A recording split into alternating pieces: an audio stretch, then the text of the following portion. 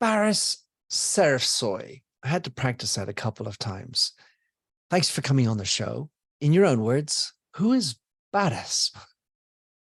Well, thanks, Minter, for having me.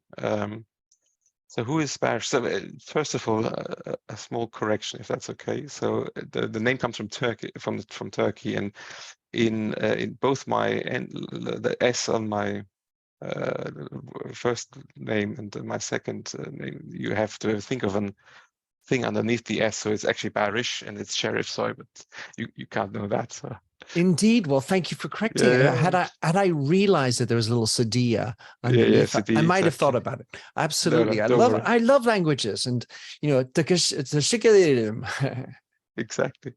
So yeah, what is to say about me? So I'm Turkish of origin, but I was born and raised in Germany. My parents came to Germany to study and met there, and then they just stayed there. I grew up in a small Bavarian town in Ingolstadt. So my father worked for Audi for many years. That's why we were there. And I also did my school mostly in Germany. So I studied in Germany. I did a bit of studies in the US as well. And after my studies, I decided to go for a PhD in finance. So I stayed a bit longer. And this is always the debate I have here in the UK with my colleagues that make fun of me that I was almost 30 when I started really earning my own money. Yeah, forever a student. Like, exactly.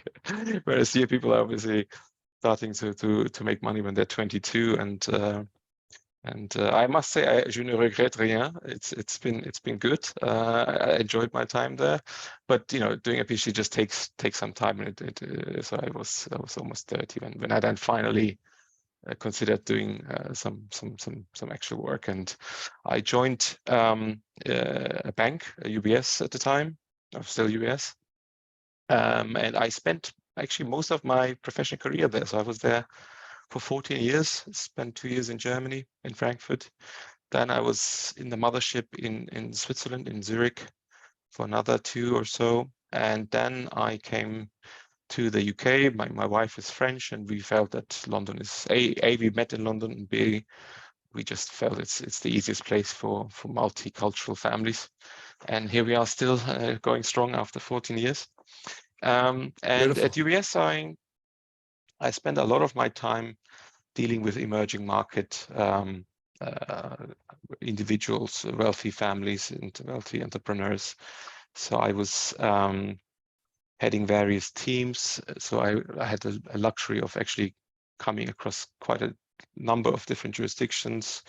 From Turkey is one of them, obviously, but then Israel, Greece, Africa. I spent some time on Middle East and a bit of Russia as well, and actually also Latin America, even though I don't speak Spanish, which was a bit useless to be the head of the Latin team.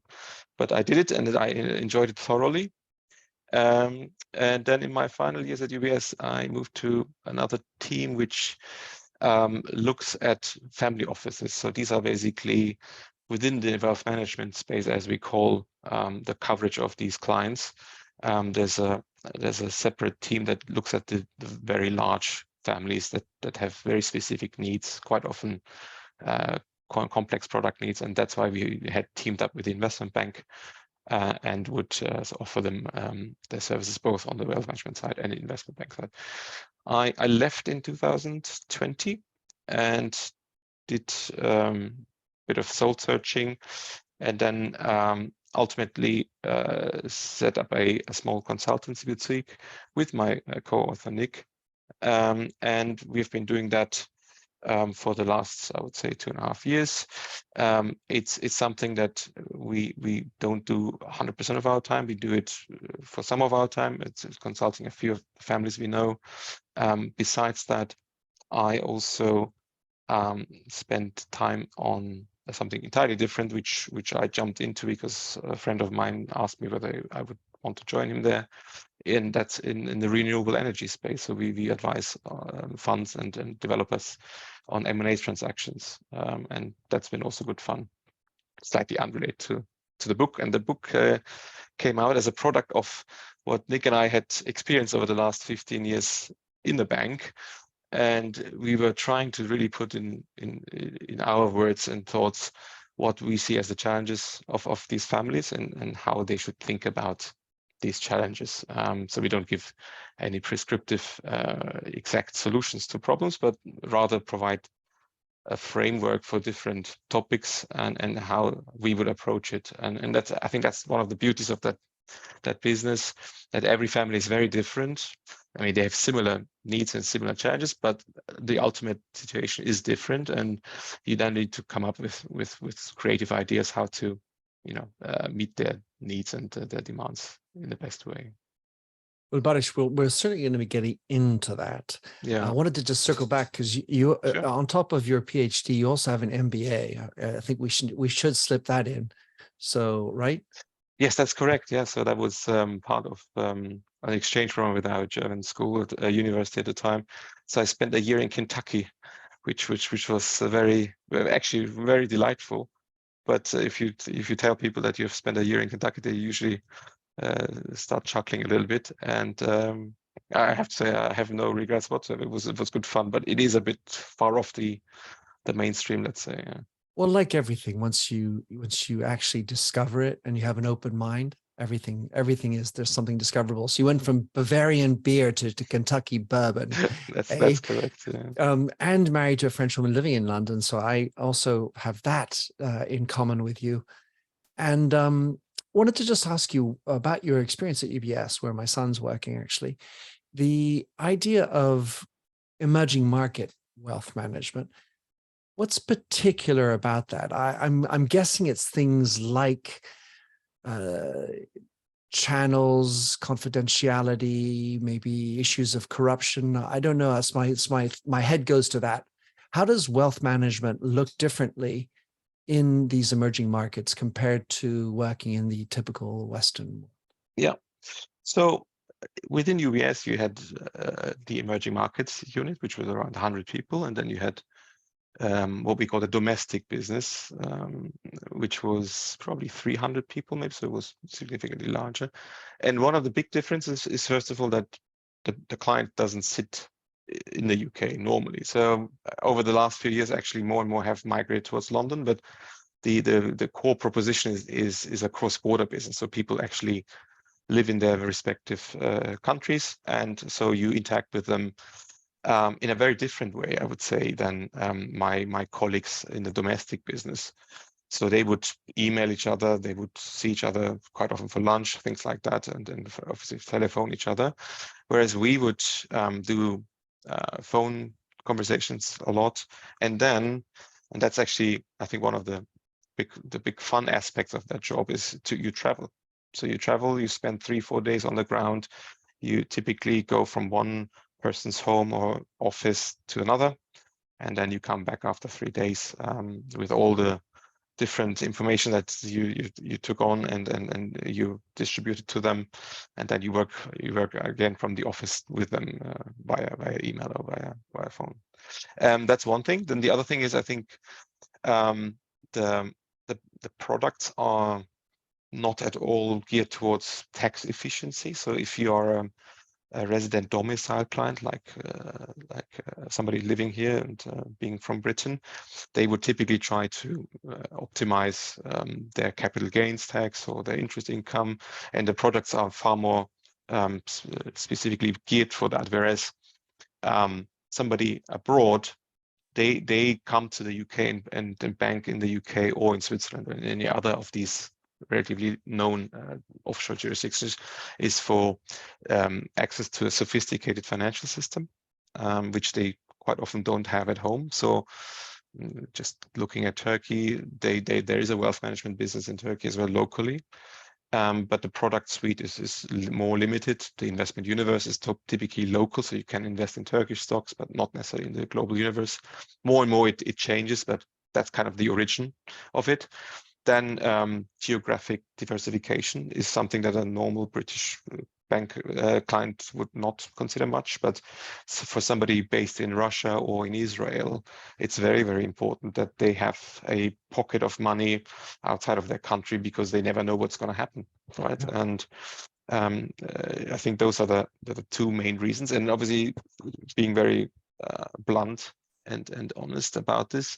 Back in the day, from the 50s to, I would say, well into the 90s, people also hid money for tax reasons, which is something which has been cleaned up a lot, I would say. And I joined UBS in 2006. That was kind of the final moments of this old days. And I always wondered, what is this strange business that they have where they earn a lot of money?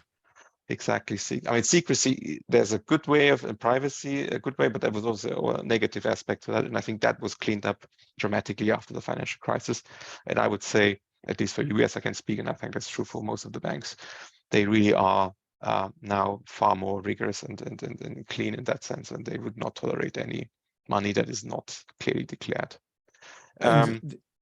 When you're talking about the emails, certainly for the conversations I have with my broker over in America, there are limitations on what they're allowed to say, and the whole malarkey of the, let's say, security of each message is such a pain in the butt. I hope it's a little better, freer over here.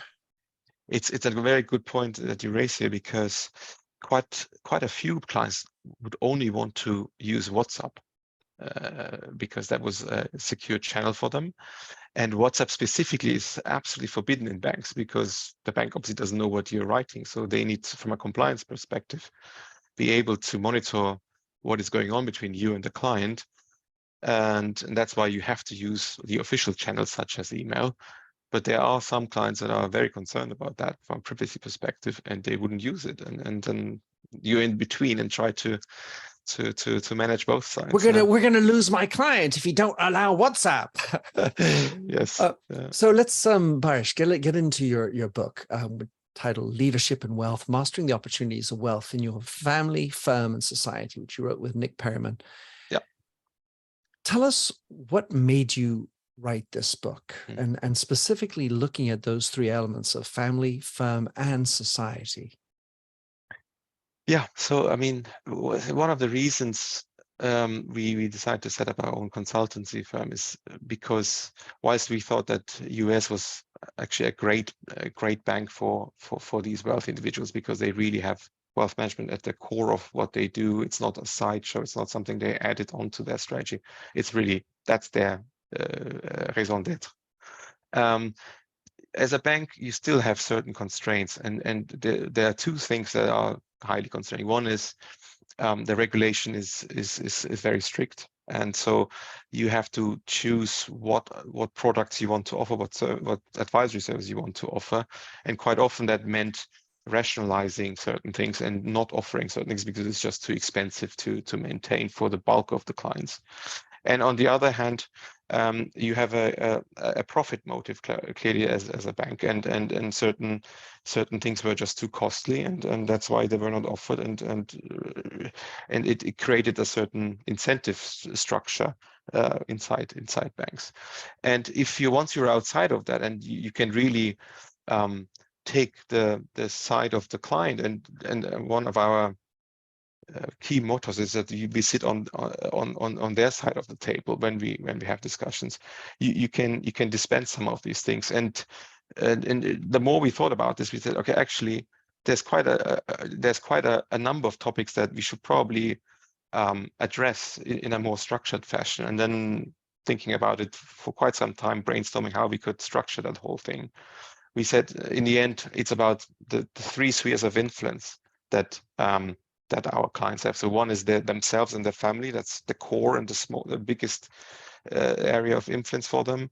But then there's also their firm, and this is a bit driven by the fact that 85% of our clients were either owner or used to be owners of businesses. So the business really is an important consideration for them. And then lastly, and this is something that I think has developed more so over the last few years, is the impact on their society they live in. So this is a concept I think in the Western world is far more established, but in the last 10, 15 years, emerging market clients have also been more concerned about philanthropy and impact investment and other topics that are in this sphere, and what sort of legacy they want to leave behind.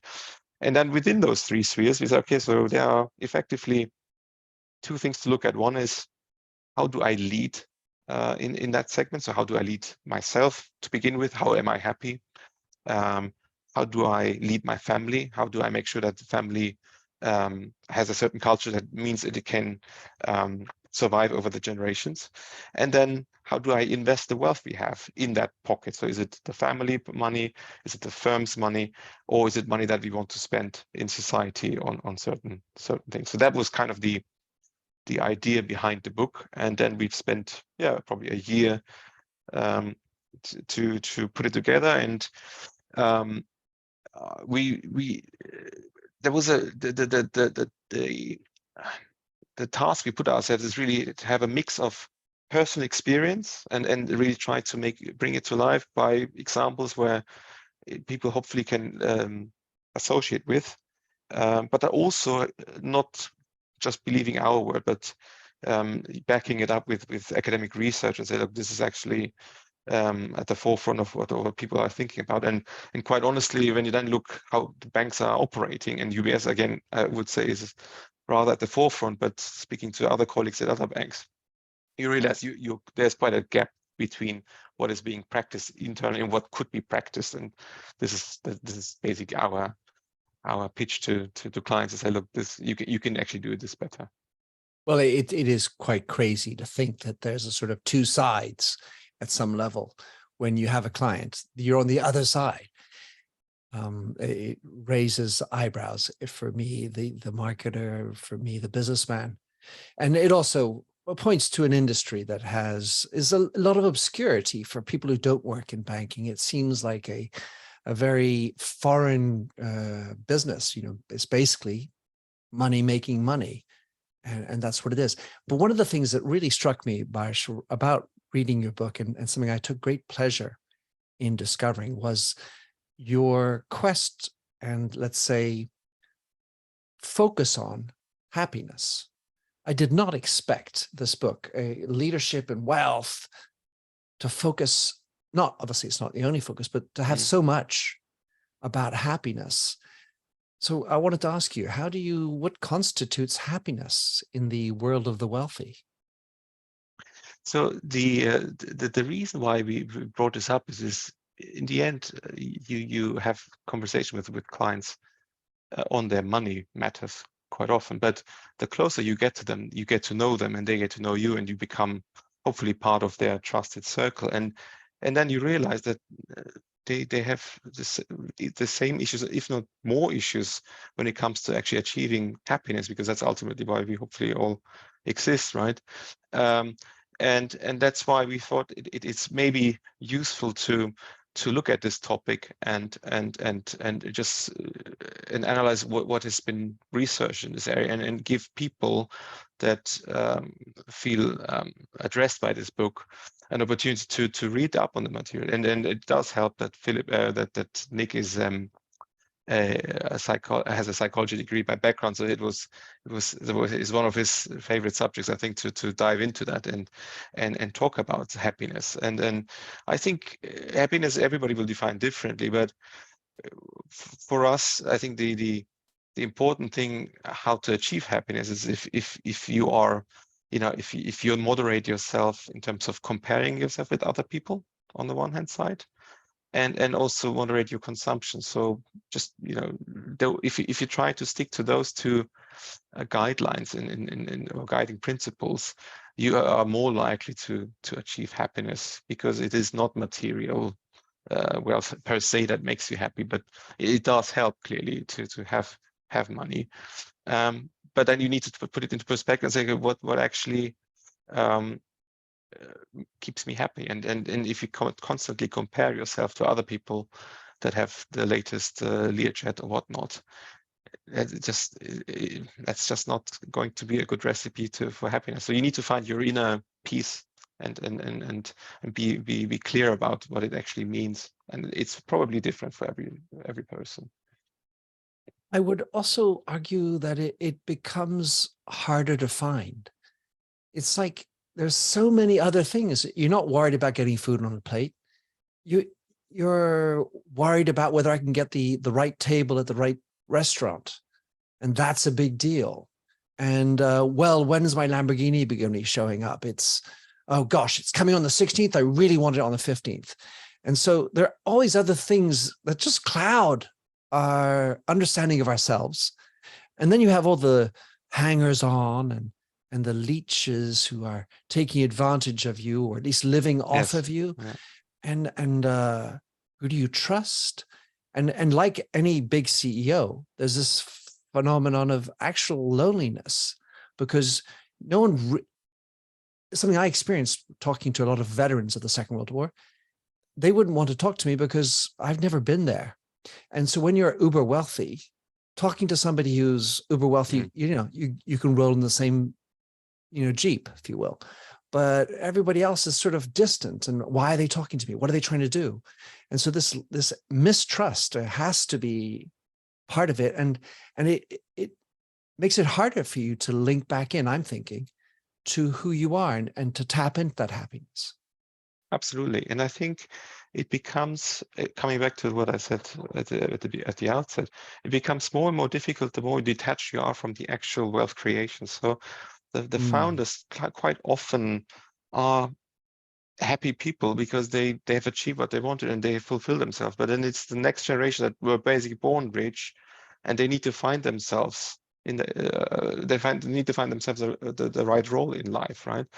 And for the founding people, it's more about ensuring that their legacy lives on. And I felt that quite astonishingly, a lot of these first generation entrepreneurs are very much in peace with themselves, and they don't have these issues with when is my Ferrari coming. I frankly have never come across anyone like that. They're typically, you would never see them, you would never think that they're particularly wealthy. They are normally dressed, have normal offices for the most part, and they're just happy with what they do, and they're just passionate about what they do. It's really afterwards when you're given all these opportunities and you have almost this anxiety about, okay, I need to do something with it, and I need to prove to my older brother and my father and my mother and whoever else was a big benchmark for them, that they are also worth something. And these people are actually quite often more challenged to find happiness. Yeah. Is there not, in your view, with these I don't want to call them first generation, but the ones who actually make it, that their level of fulfillment is also related to the level of hardship that they went through in order to make it? It's not like they went through war, but they bust their butt. And to begin with, they probably come from a lesser background, and they kick some ass, and they work 18 hours a day, and they have some fuck ups, and they have some situations, and they gristle through it, and then they get through it. That experience grounds you. 100% agree with you. And the lack of that hardship makes me worried about the scratch on my new Ferrari. Yeah, I think that's a very, very fair description. And clearly, I have not seen them getting successful. So I've just seen the end product. But as you rightly say, they have gone through various challenges, and especially in emerging markets where rule of law is quite often not as granted. So there's high uncertainty, even if you are successful, that you actually can keep your money that you made.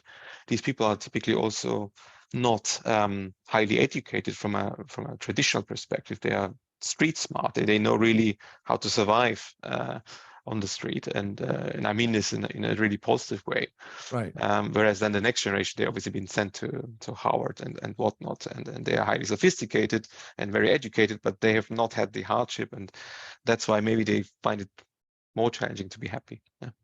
And my belief is, Baris, in a lesser wealthy environment, the same issue exists, that people who are much less wealthy, but who haven't been through hardships, they might get worried about their mini Morris being scratched. You know what I mean?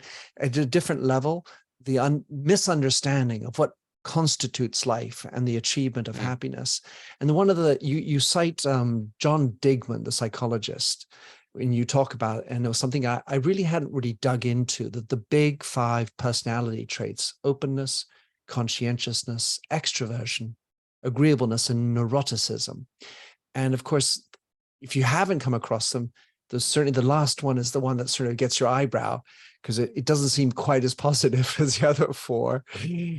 But in your experience, Baris, which are the high quality traits that bring up more likely some sense of fulfillment and success?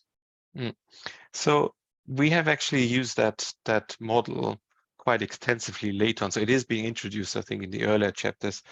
And then one of the core aspects of wealth management is understanding your risk profile. And that is something we have spent a lot of time in this book on, or I have spent a lot of time on it in terms of pages, because I really feel quite strongly about this.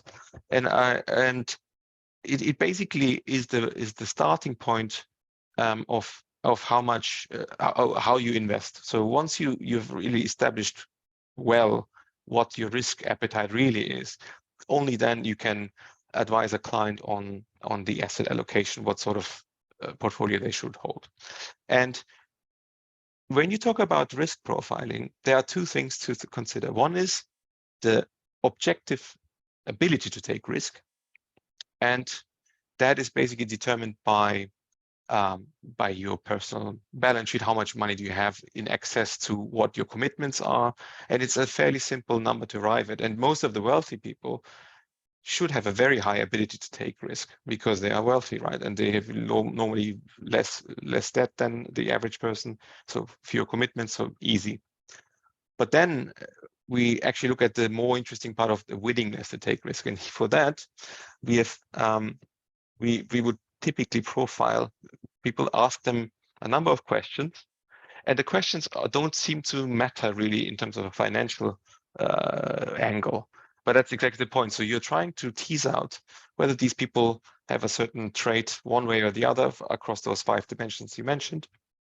And based on that, we can then actually look at and compare them to a sample of a representative sample of entrepreneurs in this case, and say, are they actually more or less of that personality trait? So in the book, actually, we have a distribution, what an average successful entrepreneur looks like in terms of those 5 personality traits.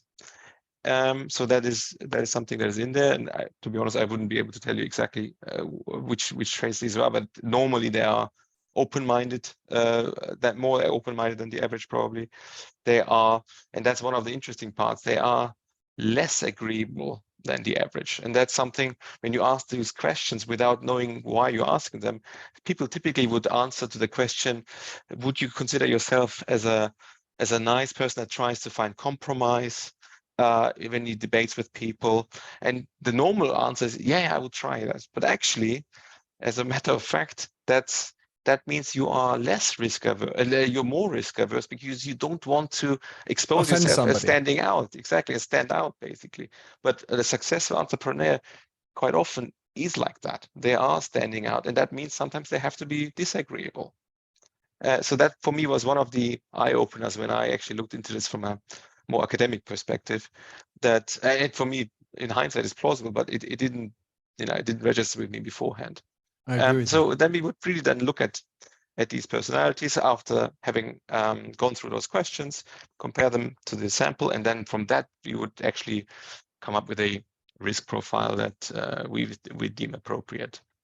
It's absolutely brilliant, that insight. I absolutely fundamentally agree with it. In today's world, the way my brain is working is I'm thinking we have created a world that is generally risk averse, where we don't want to hurt our 5-year-old child, that have them scratch their knees, or we can't play contact sports anymore. If we can, we take pills to avoid all forms of pain, and let's live sanitized lives forever.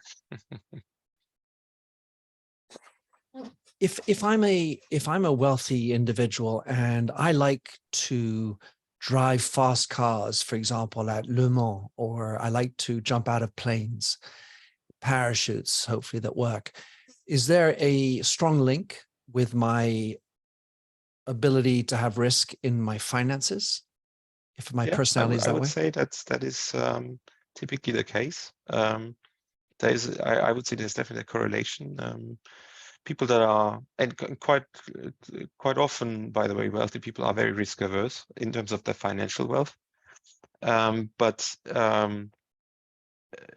Those personalities that like the attributes you just mentioned, they tend to also like to invest their financial wealth in a racier manner than the average person. Quite often, the normal entrepreneur takes all their risk in their business, and they are very bold, clearly, otherwise they wouldn't be where they are. But then when it comes to their savings, they take a very conservative stance quite often. They just say, this is what I earned, I don't want to lose it, I don't want that the family will suffer from this. So there's a very strong separation in their minds. But then within that subgroup, there are people that are risk lovers, and I would tend to see these people then also taking risks in other walks of life.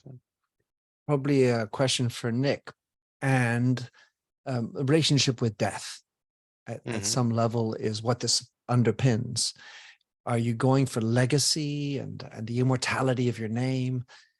Is it just about the experience of life and the fact that you do die, and then you become more aware of that? I suppose spirituality must come into it as well. Yes, definitely. And there's probably no one answer for all cases, but we do see the entrepreneurs that are, reaching their end of life cycle, so to speak, to become more, concerned about these topics, and mostly I would say they want to do something before it happens in order to ensure that things are going well for the remainder of the family. There are some that don't like that subject, and it's not something we would proactively address unless we get an in, so to speak, in the conversation, even though it is a very important topic. But most of them are quite conscious about it, and they want to talk about it and have their thoughts on how things should go from here. And then there's, as I said, there's a small minority, I would say, that rather avoid the topic until the end. Then even the family members. Then you speak to the younger family members.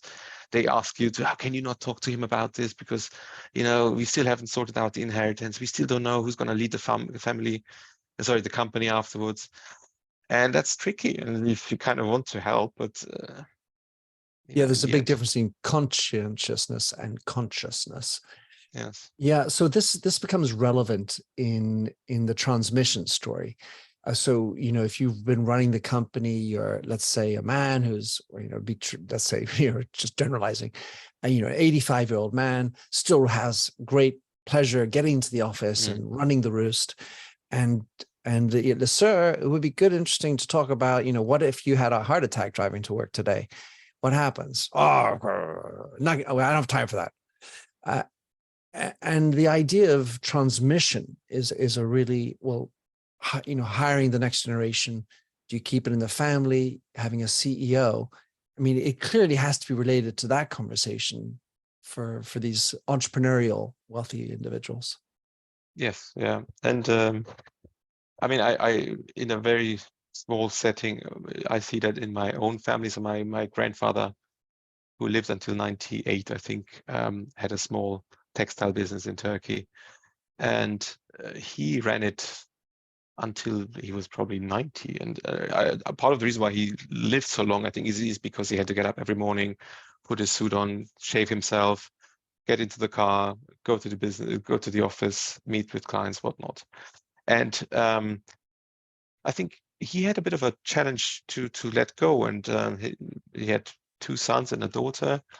My father, so to speak, he was out of the picture because he moved to Germany. My aunt, she I think wasn't particularly interested in that, and then so his other son basically took over, and he has been running it successfully, and now actually his son has taken over from him. But I do remember when I was young, there were challenges between the two, and he just wasn't happy with that, and so my grandfather wasn't happy with how it was done, and I think in the end he found peace towards the end of it. But that is probably something that happens in a lot of these entrepreneurial families. Yeah, this word you use, control. you're running the beast, you're running you're the top chef, and there's always this element of control. You have the controlling ownership of the shares. You make the final decisions, so you are controlling how things operate, and there's the power of all that included. So it can be very hard to let go. So an area of interest, I think, that should be for everybody is the notion of transmitting to your next generation. And I always think of it, not necessarily just in wealthy terms, but as an immigrant term. When someone, first generation immigrant, comes into the country, they're not wealthy. They're busting their butts so that their children can become a lawyer or whatever. And they transmit that in the lawyer. Then the next generation, they have kids, but they lose that thirst. And in similar vein, for me, when you think about the first generation wealth creators, so give us what would be your best insights as to advice on how to transmit the right values and get that some kind of thirst or whatever it is, that vigor of life. What do you think? Yeah, I think that's a very good question. And there are many examples where it didn't go particularly well. And I don't think it was because of no interest or no appreciation for the topic by the elder generation, but also maybe just simply a matter of time. So they were so absorbed by their undertakings that they just couldn't find the time. And then the kids grew up. Normally, in a traditional sense, the mother was looking after them, and the father is just working in the business. But I mean, there are also opposite examples, but I think that's where it becomes quite obvious. And the ones that are successful are the ones that have actually spent early on time getting the family around the table and really creating a certain cultural mindset that they deem as the one that is worthwhile pursuing over generations. And they are really trying hard to instill that into the next generation. So there's definitely an active effort needed from the older generation towards the younger generation, be it in the most formalistic sense. You have family charter. So you have, like, if you have a large family and the wealth creator decides to set up a family office, a family trust. Quite often there's a family charter where there are really values for the family. These are the values. This is how we should decide on things. And so it's very explicit. Quite often it's not the case. So often this is more implicit, and it's just the utterings of the elder statesman, so to speak, towards the family.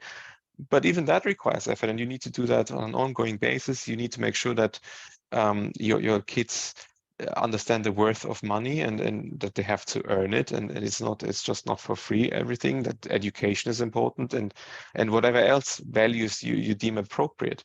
And I have seen also the opposite cases where none of that effort was made, and the kids are a disaster, frankly. And you know exactly. And then the father realizes that, the mother, and then they say, okay, so what am I going to do now? I don't have a natural successor. And then they're desperately looking for other options. So it's something you can try. Sometimes it doesn't work, maybe, but I think if you really focus on that topic as the father or mother that has created the wealth, then you can also, pass that culture on. It's really about culture. Yeah. And I would like to ask, to what extent virtue is important in that? Let's say that, and I don't mean to be rude or anything, but the image I have of people in banking and the uber wealthy is that they're not exactly a lovey-dovey kind of good people. They oftentimes are making it on the backs of other people. They talk about agreeableness. Oftentimes they're not quite as agreeable. In that family charter, have you ever constructed one? I think it would be really interesting to understand to what extent virtue is placed into it, and virtue itself is a conversation. Yes, so we have done this for a few clients, and typically we try to.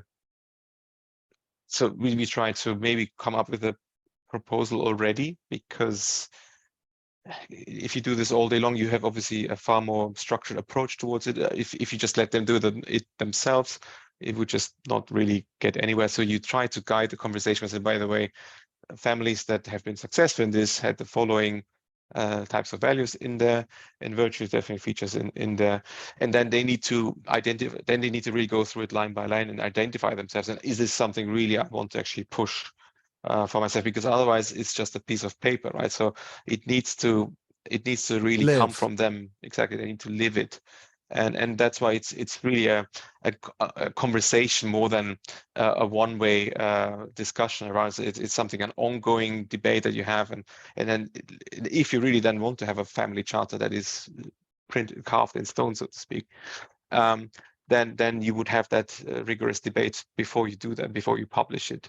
And then some of these family charters also specifically allow for changes in the future, because they accept that what is right today may not be right in 100 years, and they give future generations the opportunity to challenge the charter and give an opportunity to change it to how they see and fit. to own it.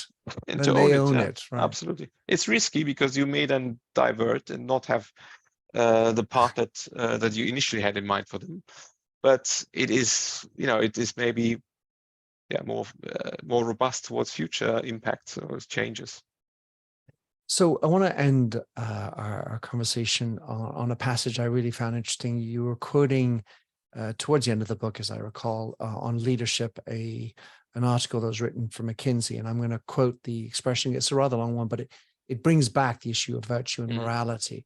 Management books and commentaries often oversimplify, seldom providing useful guidance about the skills and behaviors needed to get things done. Pfeffer, the author, goes on to observe that leadership has become a morality tale, with writers advocating authenticity, well-being, truth-telling, trust-building, and so on, often with limited empirical evidence. Whilst there is nothing inherently wrong with these leadership objectives, this moral framing of leadership oversimplifies the true complexity of leadership. I thought that was a fascinating observation. And in our society today, we're so pushed towards virtue signaling and doing good. So in your experience, Baris, with being faced with so many leaders, how does one manage the reputation we get, the cancellations we get, and try to have some kind of morality and yet be successful, which includes that lack of agreeableness that you talked about? A lot of people, I think, when they think about leadership, is what they see in movies, right? And including myself. So you Gordon watch Gekko. Gordon Gekko, or you watch some military movie where somebody dies on the battlefield and saves everybody around him and is just a hero. And my personal my experience with leadership myself is, it's not that theatrical in reality. In reality, what people that look for guidance and leadership need is somebody that is original, like stays authentic, rather, not original, authentic and honest. And if I'm not happy with something, and I can say it without offending somebody, that actually long term made me think is you can have more impact on the other person in terms of leadership. If you try too hard to follow these examples from textbooks and from movies, really, then you just don't come across very credible and authentic. And people don't need you to give us a stump speech that is so amazing that everybody's just blown off their socks and only then they will follow your lead. No, I don't think so at all. I think it's really about being somebody that people can trust. And how do you build trust? It's just having an honest relationship with people. That for me is far more important than some of the other features that people are propagating in their books. So yeah, but that's my 5 cents on it, basically. Love it. In the end of the day, it's being relatable for others who are followers. And I think vulnerable is an interesting. Yes, being emphatic, vulnerable, being a human, being a human that tries to do the right thing for the team, I think that's when you get followership. It's crazy, you know, whether we're talking about wealthy people or just, you know, whatever types of people, it really does get back down to just be human. Baris, it's been a pleasure chatting with you. I enjoyed the book. I must say, I'm not expecting to be completely frank. You know, I was thinking leadership and wealth. Okay, what is that going to be looking like?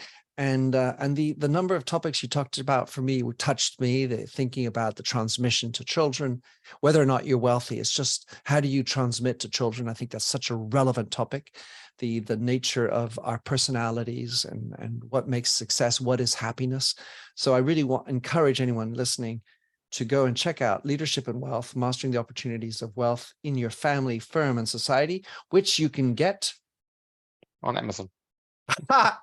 And how could anyone get in touch with you, your business, and follow what you're up to? I mean, so if you want to get in touch with me, I'm not sure, shall I give you my email address? Whatever you wish. Otherwise, we have a website. I can. So if you just Google my name, you'll find our website, or get in touch with my email address, which is basically Baris, even though it's Baris, but it's Baris at enodo.capital. That's how you can reach me, and I'll aim to come back to you as soon as I can. But that will be very quick usually. I'll put that in the show notes. Baris. Thank you so much. Teşekkür ederim. Rica ederim, and it was my pleasure. Thank you so much for your time.